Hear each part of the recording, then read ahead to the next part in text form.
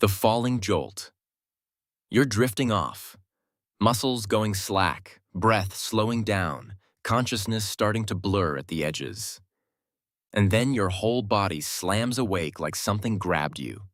Sometimes there's a flash of a dream, falling, tripping, missing a step. Sometimes there's nothing, just the jolt and the sudden return to the ceiling. This is called a hypnic jerk, and almost everyone has had one. As you fall asleep, a misfire sometimes occurs between nerves in the reticular brainstem, creating a reaction that leads to a hypnic jerk. When your muscles relax completely, a normal part of falling asleep, your brain mistakenly interprets this as actually falling and reacts by twitching your muscles. But there's an older theory that's harder to shake. The spasms may be an ancient primate reflex, the brain misinterpreting the relaxation of muscles during the onset of sleep as a sign that the sleeping primate is falling out of a tree and causing the muscles to react quickly. Your brain, for a fraction of a second, thought you were about to hit the ground from a great height. It saved you. You were never in any danger. But some part of your nervous system doesn't know that yet, and possibly never will. Pins and needles. You've been sitting cross-legged on the floor for 20 minutes, or you fell asleep with your arm bent underneath you, and when you finally move, something deeply strange happens. A buzzing, crawling, half-numb sensation floods the limb. Not quite pain. Not quite nothing. Something in between that makes the affected part feel like it briefly belongs to someone else. You shake it out. Stamp your foot. Wait for it to pass. The pins and needles feeling is caused by pinching or sustained pressure on the nerves that can hinder blood flow to a limb. When that pressure is held long enough, the nerve stops transmitting signals cleanly. It doesn't go silent. It starts misfiring, sending fragmented, scrambled messages to the brain that arrive as that distinctive crawling buzz instead of normal sensation. What's strange is the return. The moment circulation restores and the nerve resets, it doesn't come back quietly. It comes back loud, firing rapidly, almost chaotically, as though catching up on everything it missed while the pressure was on. That overwhelming rush of sensation is your nervous system rebooting. It feels like static because that's essentially what it is. The signal was interrupted. Now it's coming back all at once. The stomach drop. The elevator starts moving, or the plane hits a pocket of turbulence, or the roller coaster tips over the first peak.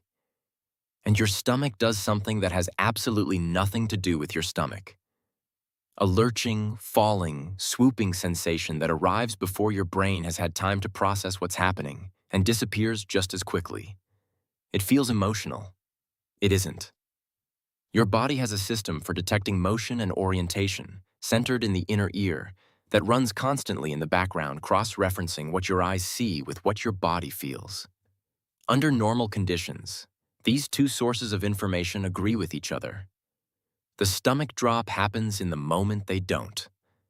When you're in free fall, or something close to it, the organs inside your abdominal cavity briefly become weightless.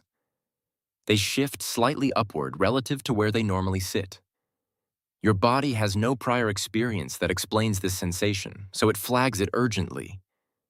What your nervous system actually registers is, the ground is gone. That lurch isn't your stomach. It's your body's oldest alarm telling you that something about gravity just changed. It has been doing this since long before elevators existed. It was designed for a world where that feeling meant you were falling from something. Usually it was right. The shiver you didn't ask for. A piece of music swells, or someone says something that hits exactly right. Or you're watching a scene in a film that you've seen a dozen times and it still does it, and the hair on your arm stands up, and a wave of something moves across your skin from the back of your neck downward. Goosebumps from cold make sense. These don't seem to. Goosebumps, or piloerection, are an evolutionary echo. At the base of each of your body hairs is a tiny muscle. When triggered, these muscles contract.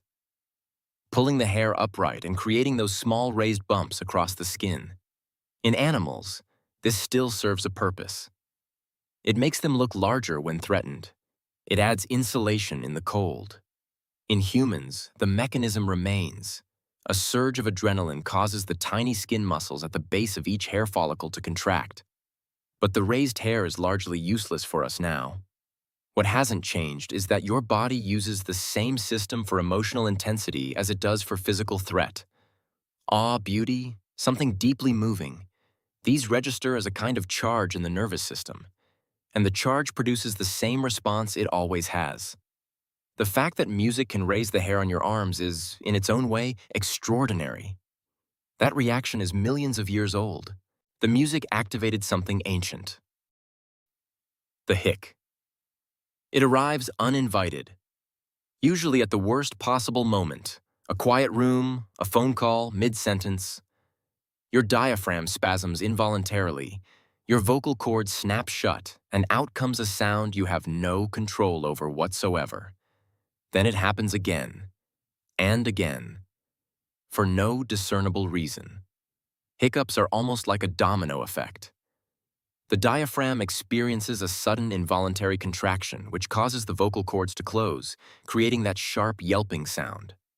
They are generally the result of overeating, getting excited, or drinking too many carbonated beverages. But the more interesting question is why hiccups exist at all. One theory suggests that hiccups are an evolutionary leftover from our distant water-dwelling ancestors. Amphibians use a similar pattern of muscle contraction and glottis closure to pump water over their gills without it entering their lungs. The hiccup may be an ancient and now useless motor pattern still lurking in our brainstems. A reflex that helped a very early ancestor breathe underwater, running on autopilot in your brainstem hundreds of millions of years later, doing nothing useful, interrupting your dinner. The twitch. You're sitting at your desk or lying in bed or doing absolutely nothing stressful when your eyelid starts doing something it has no business doing. A rapid, involuntary flutter. You can't stop it. You can't feel it from the outside. You just know it's happening, and it's maddening, and there's nothing you can do but wait for it to stop. Researchers aren't sure exactly why eyelids twitch from time to time. These small spasms are generally harmless and appear to be related to drinking too much caffeine, fatigue, or stress. The muscle responsible is one of the fastest and most active in the body. It blinks thousands of times a day without you noticing. When it's overtaxed, sleep-deprived, overstimulated, worn thin, it starts misfiring on its own schedule. A small, persistent reminder that your nervous system is running hot and needs you to notice. It usually stops when you sleep, which is the thing your body was asking for in the first place. Frozen awake. You wake up, fully conscious, eyes open, completely aware of the room around you, and you cannot move. Not a finger, not a leg, nothing. Your body is completely locked. Sometimes there's a pressure on your chest, sometimes a presence in the room that isn't there. It lasts for seconds, maybe a minute, and then it releases. All at once, and you're back. Sleep paralysis is one of the most disorienting things a body can do. It's also one of the most explainable. During REM sleep, the body is paralyzed to prevent you from physically acting out your dreams. Sometimes, the brain wakes up before the body does. When this happens, you remain aware but cannot move limbs, speak, or sometimes even open your eyes. Episodes usually last from a few seconds to a few minutes, and may include sensations of pressure on the chest or the feeling of a presence in the room. The reason people across history and across cultures have described the same experience, the same figure, the same crushing weight, is that the paralysis is universal. The human brain, confronted with the inability to move and no explanation for it, generates the same answer every time. Something is holding you down. There isn't. You're just waking up in the wrong order. The contagious yawn. Someone yawns near you. You try not to. You hold it back. Press your lips together. Breathe through your nose. It doesn't matter. Your jaw opens anyway. You didn't want to yawn. You weren't even tired. But the yawn arrived regardless, simply because you witnessed one. Yawning appears to regulate brain temperature. Your brain is the most energy-hungry organ in the body, burning enormous amounts of metabolic energy and generating significant heat. Yawning functions like a fan. Cold air comes in through the mouth, muscles in the jaw and around the skull stretch and contract, increasing blood circulation and helping cool the brain down. But the contagious part is something else entirely. Seeing someone yawn triggers mirror neurons in the brain, neurons linked to empathy and social bonding. Contagious yawning may be an evolutionary holdover, a primitive way for a group to subconsciously coordinate their states of alertness. If one member of the group was tired, the whole group needed to know. Sleepiness was a vulnerability. Everyone needed to be on the same page. You yawned because someone near you yawned, because your brain is still. Somewhere underneath everything, part of a group trying to stay safe together. The sunlight sneeze. You walk out of a building into bright daylight, or you pull back the curtains on a sunny morning. And before you've had time to think about anything at all, your nose does something completely unprompted. A sneeze, sometimes two. Triggered not by dust, not by pollen, not by anything in the air, but purely by light. This is called the photic sneeze reflex, and it affects somewhere between 10 and 35% of the population. If you have it, you almost certainly inherited it. It runs in families. Scientists think it happens because signals between nerves in the face and nerves in the eye cross over. The optic nerve fires hard at the sudden flood of light, and that signal bleeds into the trigeminal nerve running right beside it. The trigeminal nerve controls sensation across your face, and its response to unexpected stimulation is always the same. It sneezes. Your nose received a signal that said irritant detected and did exactly what it was built to do. The irritant was light. The sneeze was completely real. About 1/3 of people know exactly what this feels like. The other 2/3 have never experienced it and probably never will.